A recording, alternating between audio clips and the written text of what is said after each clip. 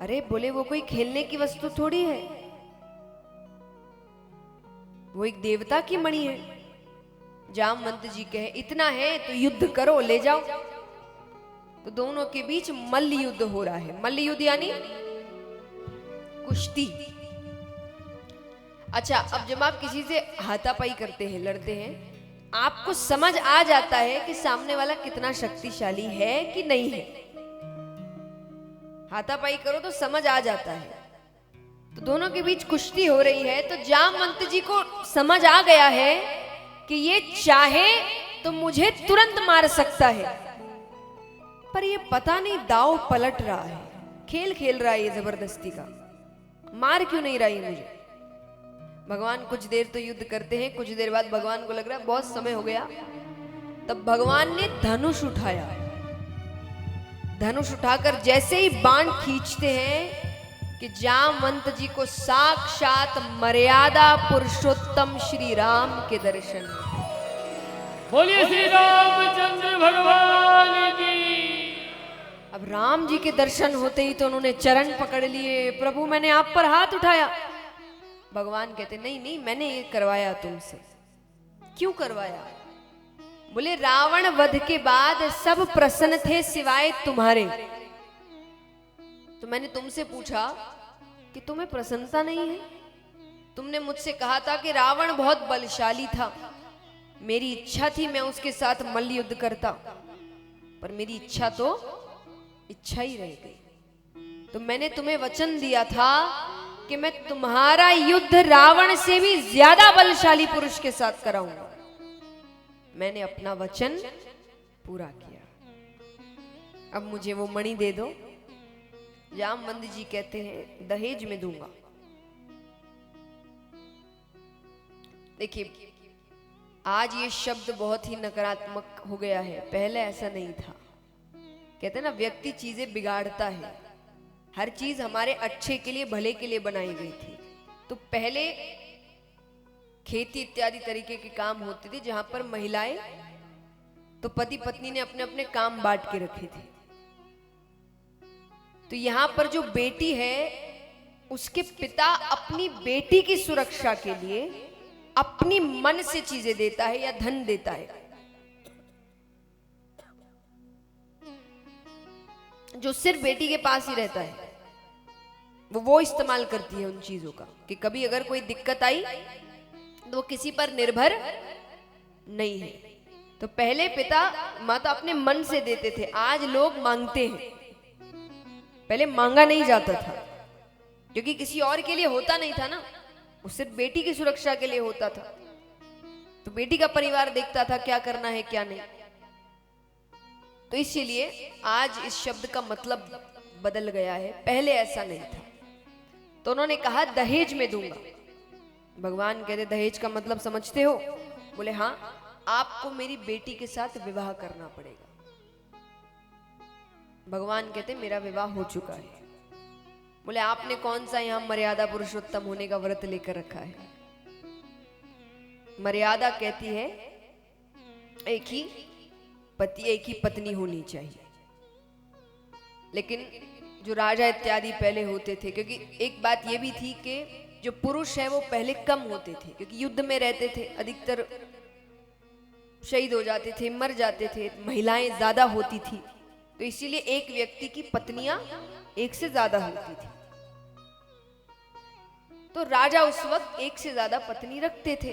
तो उन्होंने कहा कि आपने कौन सा यहां मर्यादा पुरुषोत्तम होने का व्रत लेकर रखा है, एक हो गई एक और सही। पर भगवान अभी भी मानने को तैयार नहीं है। तब उन्होंने कहा और अगर आप कहें मेरी बेटी में मनुष्यों वाली सुंदरता नहीं है तो बात अलग है, फिर तो आप मना कर सकते। भगवान कहते हैं मेरे लिए सब सुंदर है, क्योंकि मैंने सबको बनाया है। मैं कोई खराब चीज बना ही नहीं सकता।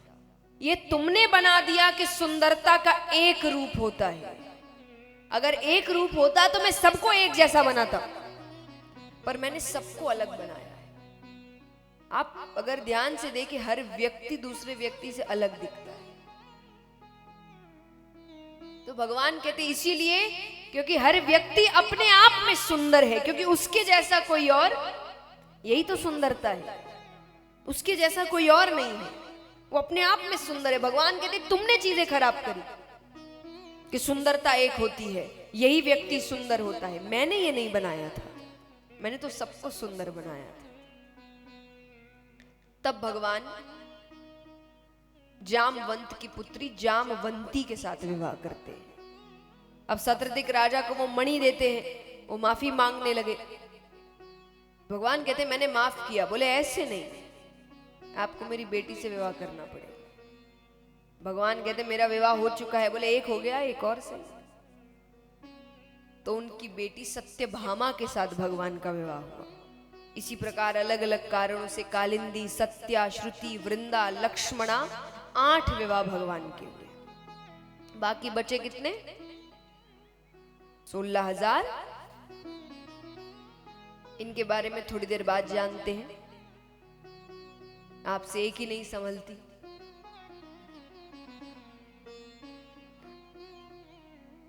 अब चलते हैं सुदामा जी के पास। सुदामा जी गुरुकुल से चले गए, थोड़े बड़े होते हैं, विवाह हुआ, बच्चे हुए, फिर उनके जीवन में दरिद्रता आई। और दरिद्रता ऐसी कि उनके घर में अन्न का दाना नहीं है, बच्चे तड़प रहे हैं भूख से। तब उनकी पत्नी ने कहा हार कर कि आपने कहा था कि श्री कृष्ण आपके मित्र थे, गुरुकुल में आप एक साथ पढ़ते थे, आप उनके पास क्यों नहीं जाते? वो कुछ तो सहायता करेंगे। सुदामा जी कहते मांगने नहीं जाऊंगा मैंने स्वार्थ की मित्रता नहीं करी है। मुझे पता है कि वो यहां रहता है, मैं इतने समय तक उससे मिलने नहीं गया, और आज दिक्कत आई है तो मांगने चला जाऊं, दोस्ती दिखा दूं अपनी। मैंने ऐसी मित्रता नहीं करी है। तब पत्नी ने कहा ठीक है, मांगने मत जाइए, मिलकर आइए। इतने समय तक नहीं मिले, अब मिल लीजिए। उनसे मत कहना कि हमारी हालत कैसी है, कहना बस गुजर रहा था, सोचा मिलता जाऊं। अब जब हालत नहीं बता सकते तो आपकी सभ्यता आपको सिखाती है कि किसी के भी घर खाली हाथ नहीं जाते कभी। इसीलिए अब सुदामा जी ये तो नहीं बता रहे हैं कि घर की हालत क्या है, तो खाली हाथ तो नहीं जा सकते वो। तो उनकी पत्नी कैसे तैसे इकट्ठा करके एक छोटी सी पोटली चावल की तैयार करती है कि ये भेंट स्वरूप देना। और वो भगवान से मिलने जा रहे हैं।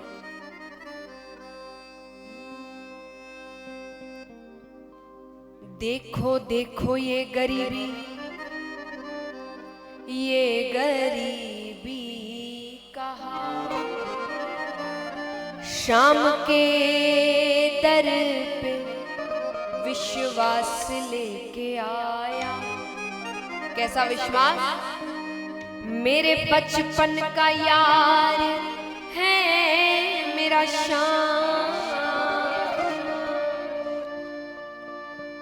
यही सोच के एक आस लेके आया। उनको ये भी है ना, पहचाने कि नहीं पहचाने मुझे, इतना समय हो गया। अरे द्वार पालो कन्हैया से कह दो, अरे द्वार पालो कन्हैया से कह दो, कि दर पे सुदामा करीब आ गया है। दर पे सुदामा करीब आ गया है। भटकते भटकते न जाने कहां से, भटकते भटकते न जाने कहां से, तुम्हारे महल के करीब आ गया है। तुम्हारे महल के करीब आ गया है। अरे द्वार पालो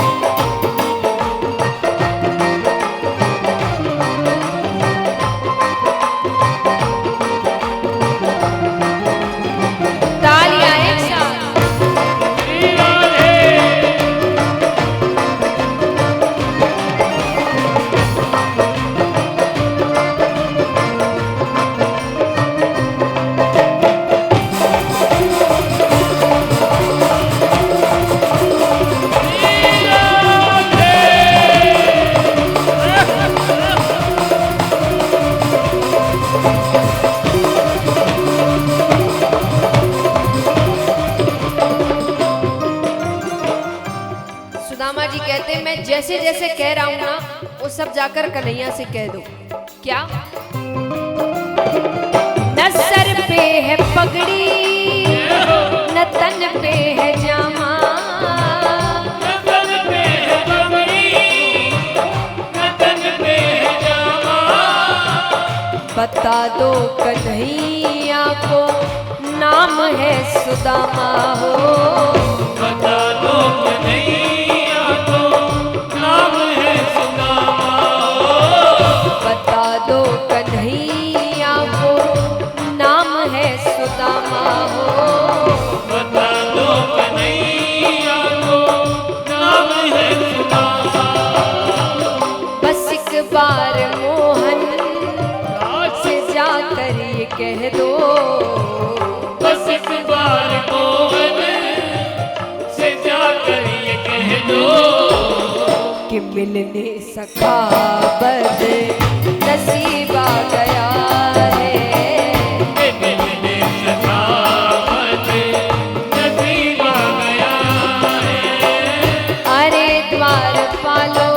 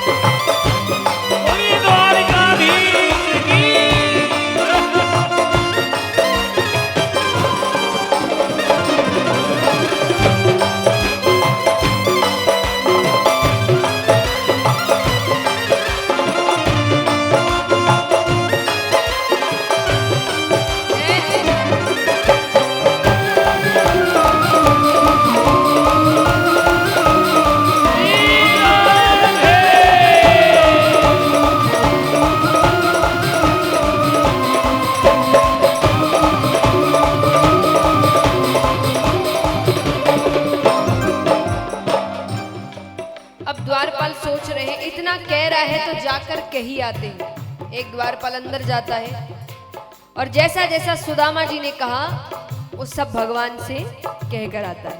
और फिर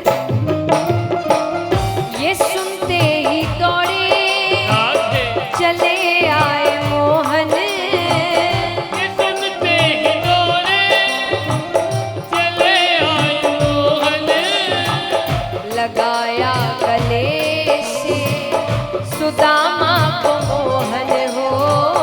लगाया गले से सुदामा को मोहन हो। लगाया गले से सुदामा को मोहन हो। लगाया गले से सुदामा को मोहन। हुआ रुक्मणी को आधे बहुत ही अचंभा, हुआ रुक्मणी को बहुत ही अचंबा, कि मेहमान कैसा अजीब आ गया है। ये मेहमान कैसा अजीब आ गया है। अरे द्वारपालो, देखिए इस लाइन का अर्थ कई बार लोग ये निकाल लेते हैं कि मेहमान कैसा अजीब आ गया है कि रुक्मणी जी को लग रहा है कैसे कौन गरीब व्यक्ति आ गया। नहीं, ये आपको दिखाने वाले ऐसी बात नहीं है, वो भी लक्ष्मी जी है महाराज, वो ऐसा थोड़ी सोच सकती है। वो इसीलिए सोच रही है क्योंकि जब वो आए तो भगवान एक तो उनके लिए दौड़ कर गए, अब भगवान रो रहे हैं तो उनको लग रहा है ये कौन आ गया। आज तक भगवान के लिए लोग पागल होते थे, भगवान के लिए लोग भागते थे, भगवान के लिए लोग रोते थे। ये कौन आ गया जिसके लिए भगवान ये सब कर रहे हैं? तब इसीलिए उनको लग रहा है कि कैसा अजीब आदमी आया है, कौन है जिसने भगवान को पागल कर दिया ऐसे। तो इस लाइन का ये अर्थ है। तो आप ये मत सोचिएगा कि उनको लक्ष्मी जी को लग रहा है ये कौन आ गया भाई।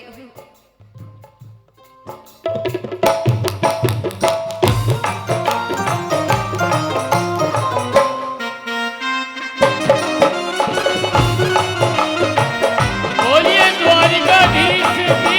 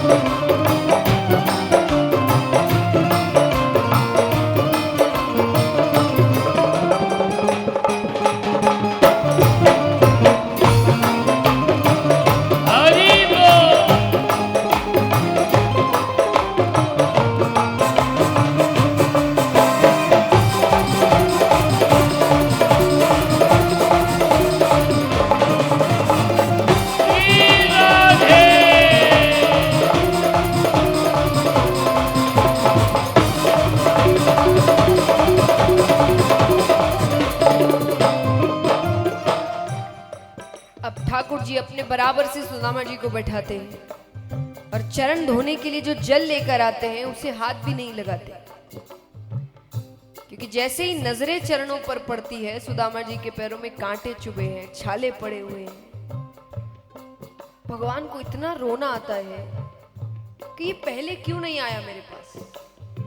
जैसा मैंने कहा, देखिए आपकी मेहनत, आपके कर्म आपको खुद करने पड़ते हैं। आने के बाद भगवान पूरी सहायता करते हैं, पर आना पड़ता है भगवान के पास, उनको बुलाना पड़ता है। और उनको लग रहा है ये इतना समय इसने क्यों लगाया, क्यों नहीं आया मेरे पास पहले।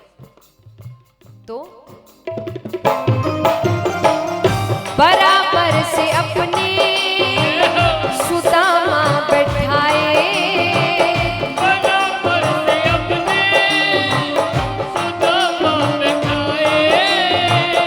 चरण आंसुओं से श्याम ने धुलाए हो, चरण आंसुओं से श्याम ने धुलाए हो, चरण आंसुओं से श्याम ने धुलाए हो, चरण आंसुओं से श्याम ने धुलाए।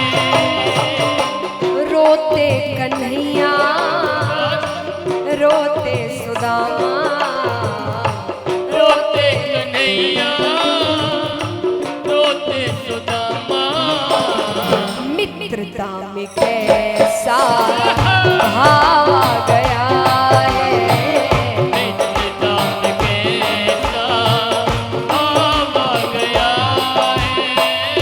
अरे द्वारपालो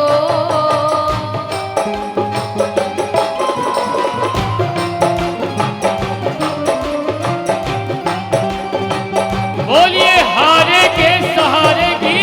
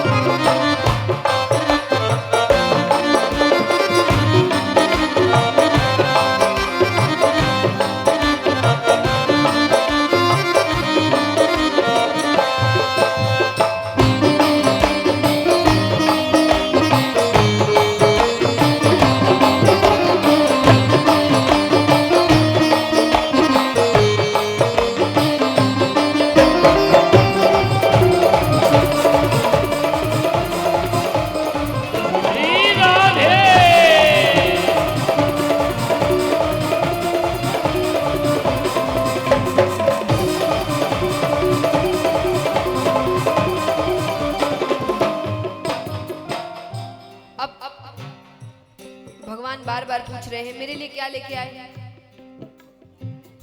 अब सुदामा जी लाए तो हैं, पर अब जब मिलने के बाद उनकी नजर भगवान के ठाट बाट पर पड़ती है। इतना बड़ा महल, इतने सेवक, हर थोड़ी देर में कोई आ रहा है, कोई मोतियों का थाल लेकर आ रहा है, कोई सोने की वस्तुएं लेकर आ रहा है, कोई 56 भोग लेकर आ रहा है। उनको लग रहा है इन सब में मैं छोटी सी चावल की पोटली निकाल कर दूं कि मैं ये लेकर आया, तो वो अपनी पोटली छिपा रहे हैं, मैं कुछ नहीं लाया। भगवान कहते हो ही नहीं सकता, मुझे दिखाओ, मुझे दिखाओ। तो फिर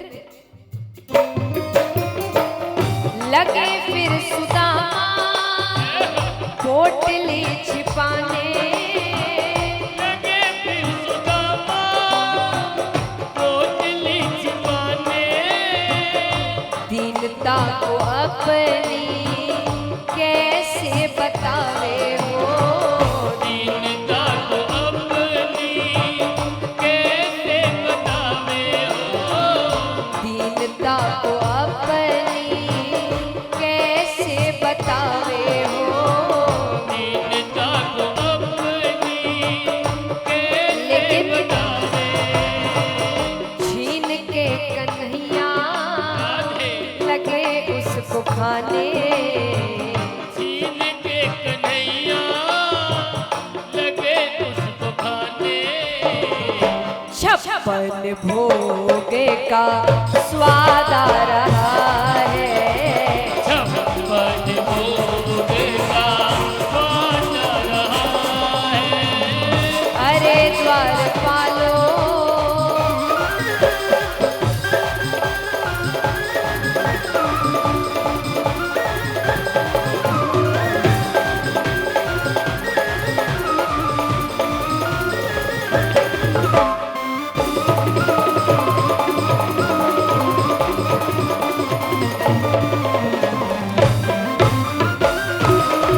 बोलिए द्वारिकाधीश की।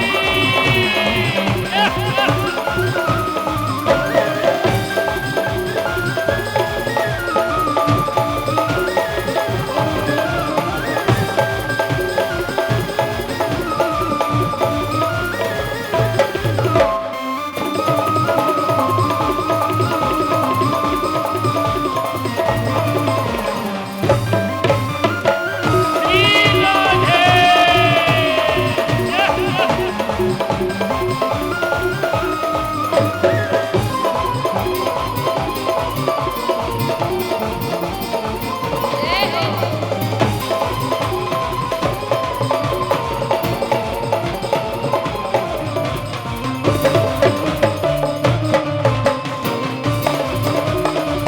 राधे। तालियां जोरदार है।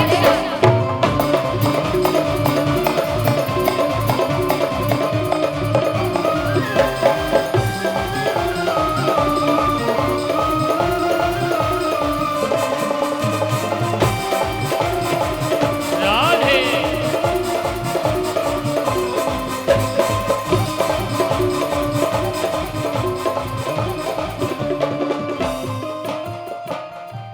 अब ऐसे नहीं ठाट बाट मिले तो वहीं रह गए, क्योंकि परिवार दुखी है। तो सुदामा जी केवल एक दिन रहते हैं, और अब जब वहां से जा रहे हैं तो भगवान ने हाथ में कुछ भी नहीं दिया उनके। लेकिन कहते हैं ना कि बस भगवान दिखाते नहीं है, काम कर देते हैं। लेकिन भगवान ने बस एक बात उनसे कही कि अब चिंता मत करना। भगवान कहते हैं रहे द्वारिका में बस एक दिन सुदामा, रहे द्वारिका में बस एक दिन सुदामा, विदाई हुई तो कहने लगे कान्हा हो,